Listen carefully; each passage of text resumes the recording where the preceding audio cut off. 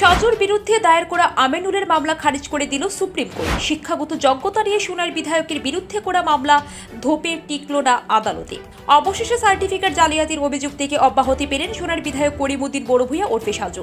Supreme কোর্টের রায়ে সোনার বিধায়ককে স্বস্তির নিঃশ্বাস ফেলার সুযোগ করে দিলেও অস্বস্তিতে পড়েছেন প্রাক্তন বিধায়ক আমিনুল হক লস্কর।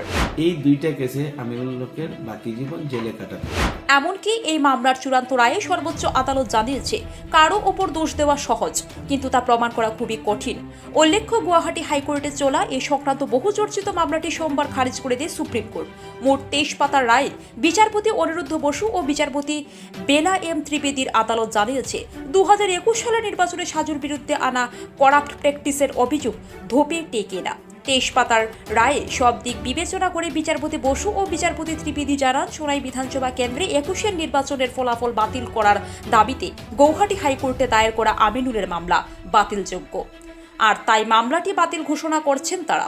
সুপ্রিম কোর্টে সাজুর হয়ে সওয়াল করেন দুদে আইনজীবী কপিল সিবাল ও আমিনুলের হয়ে সওয়াল করেন আইনজীবী জয়দীপ গুপ্তা। সুপ্রিম কোর্টের রায় এসেছে।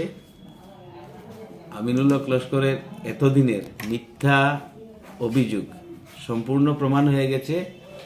তিনি উদ্দেশ্য প্রণোদিতভাবে রাজনৈতিকভাবে পদস্থ করার আমাকে চেষ্টা করেছিলেন, সেটা প্রমাণিত হয়েছে। সুপ্রিম কোর্ট ক্লিয়ার রায় দিয়েছে, উনি ফলস ফেব্রিকেটেড ডকুমেন্ট দিয়ে আমার বিরুদ্ধে কেস করেছিলেন। সেই কেস দুপে টিকেনি সুপ্রিম কোর্ট স্ট্রেট খারিজ করে দিয়েছে। আমি কৃতজ্ঞ, ন্যায় বিচার পেয়েছি সুপ্রিম কোর্টের কাছ থেকে। আমি কৃতজ্ঞ আমার আইনজীবীদের কাছে, সাধারণ মানুষের কাছে, সোনাইয়ের মানুষের কাছে, প্রত্যেক আমার শুভাকাঙ্ক্ষীর কাছে আমি কৃতজ্ঞ, যারা আমার এই সময়ে আমাকে মানসিকভাবে সহযোগিতা সমর্থন জুগিয়েছিলেন। আর সবচেয়ে বড় কথা হলো,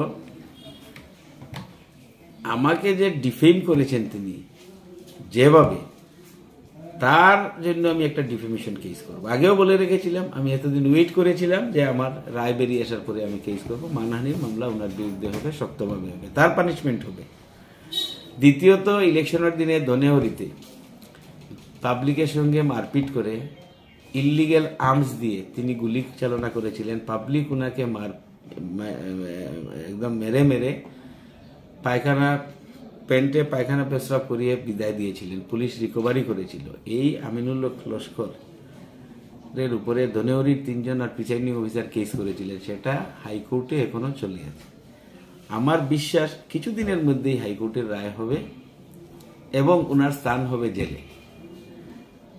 তৃতীয়ত, হায়াত এন্টারপ্রাইজ এবং জন্নত এন্টারপ্রাইজ নামে দুইটা সংস্থা ওনার পারিবারিক সদস্যদের, ওনাদের নামে উনি বিধায়ক থাকার সময়, ডেপুটি স্পিকার থাকার সময় সোনাই ব্লক থেকে কোটি কোটি টাকা কেলেঙ্কারি হয়েছে এবং সেই টাকা কোনো সাপ্লায়ারের নামে নেওয়া হয়েছে। সেই সাপ্লায়ারের নাম হচ্ছে হায়াত এন্টারপ্রাইজ আর জন্নত এন্টারপ্রাইজ। তার ইনকোয়ারি চলছে অ্যান্টি করাপশনে, এভিডেন্স হয়েছে, ফিল্ড ভেরিফিকেশন হয়েছে। তো আমার বিশ্বাস এই দুইটা কেসে আমিনুল হকের বাকি জীবন জেলে কাটাতে হবে।